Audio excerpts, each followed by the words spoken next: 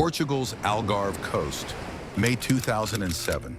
The kind of place where British families come to forget their worries, where children build sandcastles and parents sip wine as the Atlantic breeze carries away the stress of everyday life. But some vacations end in nightmare. 3-year-old British girl who's gone missing in the Algarve area of Portugal, and she went missing last night. May 3rd, 2007, 10:15 p.m. A mother's scream pierces the warm Portuguese night. Her daughter is gone. The window is open, the shutters raised, and in that moment, Madeleine McCann becomes the most famous missing child in the world. To understand what happened that night in Portugal, we need to go back. Back to a quiet village in Leicestershire, England. Back to a couple who seemed to have it all. Gerry McCann, cardiologist, ambitious, driven, a man who saved lives for a living. Kate McCann, general practitioner turned part-time locum, a mother who chose family over career advancement. They met in Glasgow in 1993, medical students with bright futures. By 2003, they had their first child. Madeleine Beth McCann, born May 12, 2003. Blonde hair, green eyes, the kind of child who lit up every room she entered. But the McCanns wanted more children. Kate struggled with fertility. The couple turned to IVF February 2005. Twins, Sean and Emily. The family was complete. By 2007, Gerry was 39. Kate was 38. They had 3 beautiful children, successful careers, and a comfortable life in the English countryside. But even perfect families need breaks. Even doctors need vacations. The Ocean Club Resort in Praia da Luz, Portugal, family-friendly, safe. The kind of place where you let your guard down, where nothing bad ever happens, or so they thought. April 28, 2007. The McCanns arrive in Portugal with their 3 children. It's meant to be the perfect family holiday. They're not alone. 7 friends join them, all doctors, all parents. The group calls themselves the Tapas 7, David and Fiona Payne, with their 2 young children, Russell O'Brien and Jane Tanner, with their 2 daughters, Matthew and Rachel Oldfield, with their daughter, Diane Webster, Fiona's mother, 9 adults, 8 children, 2 weeks of sun, wine, and relaxation ahead of them. The McCanns are assigned apartment 5A ground floor, perfect for a family with small children, perfect for someone watching from outside. The first few days pass without incident. The children play by the pool, the adults relax.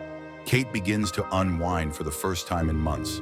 But on May 1st, something changes. Kate finds Madeleine's bedroom door wide open. Strange. She always closes it. The twins are still asleep, but Madeleine is crying. "Mummy, where were you? Sean and I were crying last night. Why didn't you come?" Kate is puzzled. She and Gerry never heard crying. But children have nightmares, don't they? What Kate doesn't know is that someone may already be watching, learning their routines, studying their movements, waiting for the perfect moment. May 3rd, 2007. Madeleine McCann's last day as a carefree 3-year-old on holiday. The day starts normally. The McCanns take their children to the kids' club. Madeleine loves it there. She's outgoing, confident. She makes friends easily. 2:30 p.m. Kate collects the children for their afternoon nap. It's hot. The Portuguese sun is intense. 4:30 p.m. The family heads to the pool. Madeleine swims. She's fearless in the water. 6 p.m. Back to the apartment for baths and dinner. Gerry makes Madeleine's favorite, pasta with tomato sauce. 7:30 p.m. Bedtime routine begins. Kate reads to the twins. Gerry tells Madeleine a story, the children's bedroom, 2 cots for the twins by the window, a single bed for Madeleine against the wall, pink blankets, soft toys, the sound of small children breathing peacefully. 8:30 p.m. All 3 children are asleep. Kate and Gerry have dinner plans. The Tapas restaurant, just 120 meters from their apartment. Close enough to check on the children every half hour, or so they believe. What they don't realize is that someone else is watching their apartment. Someone who has been studying their routines for days. Someone who knows exactly when they'll be at dinner and exactly how long they'll be gone. 8:45 p.m.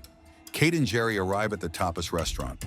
It's their group's regular table, the one with a partial view of apartment 5A. The mood is relaxed. These are old friends. They've done this routine for 4 nights already. Check on the children every 30 minutes. Take turns. Stay within earshot. 9:05 p.m. Matthew Oldfield does the first check. His daughter is sleeping peacefully in apartment 5D. He doesn't enter the McCann apartment, just listens at the patio door. No crying, all quiet. 9:15 p.m. Back at the table, conversations flow. Wine is consumed. The adults are finally relaxing. 9:30 p.m. Jerry's turn. He walks the familiar path to 5A, uses his key to enter through the front door. He checks on all 3 children, fast asleep. He notices Madeleine has moved slightly but is still covered by her blanket. Everything normal. Jerry stays a few extra minutes, uses the bathroom, thinks about how perfect this holiday has been. On his way back to dinner, he stops to chat with Jeremy Wilkins, another British tourist. They talk about fatherhood, about their children. Neither realizes they're being watched. 9:45 p.m. Jerry returns to the restaurant. Everything is fine. The children are safe. 10 p.m. Jane Tanner's turn to check. She leaves the table, walks toward the apartments. But as she approaches apartment 5A, she sees something that will haunt her forever. A man, walking quickly away from the McCann apartment, carrying something in his arms. Something that looks like a sleeping child. But Jane doesn't think to investigate. After all, who would steal a child from a family holiday? 10 p.m. Jane returns to dinner, but doesn't mention what she saw. The evening continues. 10:15 p.m. Kate's turn to check on the children. She uses the patio door. It's unlocked, just as they left it for easy access. The apartment is silent. Kate pushes open the children's bedroom door. The twins are still asleep in their cots. But something is wrong. Madeleine's bed is empty. Kate's heart stops. She checks behind the door, under the bed, the bathroom, frantically calling Madeleine's name. Nothing. Then she notices it. The bedroom window, wide open. The shutters raised from the outside. Kate runs back to the restaurant. She's barely able to breathe. 10:15 p.m. Kate bursts into the tapas restaurant. "They've taken her! They've taken her! Madeleine's gone!" The table erupts. Chairs scrape. Wine glasses overturn. Within seconds, all 9 adults are running toward apartment 5A. Jerry reaches the apartment first. He searches every room, every closet, every space where a 3-year-old might hide. But there's no sign of Madeleine. No sign of a struggle, just an empty bed and an open window. And one heartbreaking detail, Madeleine's favorite pink stuffed cat, Cuddle Cat, still lying on her pillow. She never went anywhere without it. At 10:20 p.m., someone calls the Portuguese police, but precious time has already been lost. If someone took Madeleine McCann, they now have over an hour head start. In an hour, you can drive to Spain, you can reach the coast, you can disappear across international borders. The search for Madeleine McCann has begun, but some searches never end. May 4th, 2007, 6 a.m. The Portuguese Polícia Judiciária has been on scene for 8 hours, but their approach is methodical, slow. This is a quiet resort town. They've never handled a case like this. The apartment is sealed.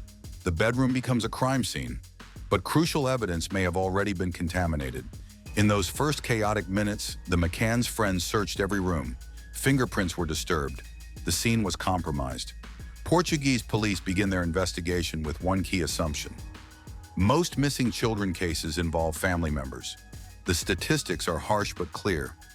In 90% of cases where children disappear, someone close to them is responsible. Kate and Jerry McCann become the first suspects in their own daughter's disappearance.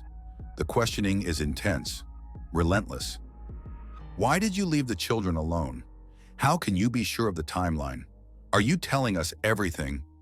But the McCann story never changes. They maintain their innocence. They beg police to focus on finding Madeleine. Meanwhile, word is spreading. British tabloid journalists are booking flights to Portugal. By day 2, Madeleine McCann is front-page news across Europe. Her blonde hair and green eyes stare out from every newspaper stand. The case that began as a family's worst nightmare is becoming a global media sensation. The search continues for 3-year-old British girl Madeleine McCann, missing now for 48 hours from a Portuguese resort. Police dogs are brought in, search teams scour the coastline. Every abandoned building within a 50-mile radius is checked, but Madeleine McCann has vanished without a trace. The question everyone is asking, is this a kidnapping by strangers, or is the answer closer to home than anyone wants to believe? May 14th, 2007. 11 days after Madeleine's disappearance, Portuguese police make their first arrest. Robert Murat, British expatriate living 150 yards from apartment 5A. Murat is 33 years old. He lives with his elderly mother in a villa called Casa Liliana. He speaks fluent Portuguese and has been helping police as a translator. But something about Murat makes people uncomfortable. I had nothing to do with this. I was home with my mother all evening. 3 witnesses claim they saw Murat near apartment 5A on the night of May 3rd. Jane Tanner insists she saw him talking to Jerry McCann around 9:30 p.m. But Jerry McCann doesn't remember seeing Murat at all. Police search Casa Liliana. They bring in ground-penetrating radar, cadaver dogs. They dig up the garden. They find nothing. But after months of investigation, Portuguese police can find no evidence linking Robert Murat to Madeleine's disappearance. He remains a suspect, but suspicion isn't proof. Meanwhile, Kate and Jerry McCann launch their own investigation. They hire private detectives. They create a website. They travel across Europe, pleading for information. Please, if you have our daughter, let her come home. She's just a little girl. But as weeks turn into months, a different narrative begins to emerge. The Portuguese media starts asking uncomfortable questions. British tourists leaving their children alone while they drink wine. Cultural differences become accusations. Parenting choices become evidence of negligence. And in the court of public opinion, Kate and Jerry McCann face a different kind of trial, one where the verdict has already been decided by some. September 2007, 4 months after Madeleine's disappearance, British forensic experts arrive in Portugal with cutting-edge technology. 2 specially trained dogs. Eddie, a cadaver dog trained to detect the scent of human decomposition. Keela, trained to find microscopic traces of blood. Both dogs alert in apartment 5A, behind the sofa, in the parents' bedroom. In the rental car the McCanns hired 25 days after Madeleine disappeared. The implications are devastating. Portuguese police believe they have their smoking gun. Evidence that Madeleine McCann died in apartment 5A. Evidence that her parents disposed of her body. But when the DNA results come back, they tell a different story. The samples are incomplete, degraded. They could belong to Madeleine McCann or to any one of millions of people with similar genetic markers. The evidence that seems so compelling proves to be worthless in court, but doubt has been planted. If the dogs detected death in that apartment, what happened to Madeleine McCann? September 7th, 2007. Kate and Jerry McCann are officially named as suspects, arguidos in Portuguese law. The parents of a missing child become the prime suspects in her disappearance. Kate McCann. We have done nothing wrong. We are innocent of any involvement in Madeleine's disappearance. But in the court of public opinion, the damage is done. Half the world believes they're grieving parents desperately searching for their daughter. The other half believes they're killers hiding behind a web of lies. The truth? After 16 years, no one knows for certain. But what we do know is this. Somewhere in the chaos of that night in May 2007, a 3-year-old girl vanished, and she's never been found. 2023, 16 years later. Praia da Luz looks much the same as it did in May 2007. Apartment 5A still exists. Other families vacation there now. Children play in the same pool where Madeleine once swam. Kate and Jerry McCann are now in their 50s. Their twins, Sean and Amelie, are 18 years old. They've grown up without their sister. The search has never stopped. Private investigators, police task forces, millions of pounds spent, thousands of leads followed. Madeleine has been spotted in Morocco, in Belgium, in New Zealand, in Paraguay. Each sighting followed, each one proving false. If she's alive, Madeleine McCann would be 19 years old now. She might be in university. She might have a job. She might be starting her own life. She might not even know her own name. 2020. A new suspect emerges, Christian Bruckner, a German drifter with a history of child abuse. He was in Praia da Luz in May 2007. His phone records place him near the Ocean Club Resort on the night of May 3rd. German prosecutors believe they have enough evidence to charge him with Madeleine's murder, but charges require proof, and after 16 years, proof is in short supply. Kate McCann. We will never give up looking for Madeleine, never. She is our daughter, and she deserves to be found. The official investigation continues. Operation Grange, the British police inquiry, has cost over £13 million. Dozens of detectives, thousands of witness statements, millions of pieces of evidence, and still no definitive answers. What happened to Madeleine McCann? Was she taken by a stranger? Sold into trafficking?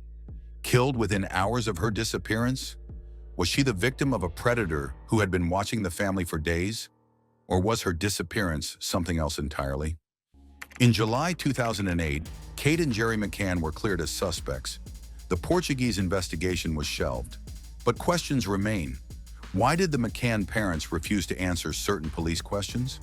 Why did their stories contain small inconsistencies?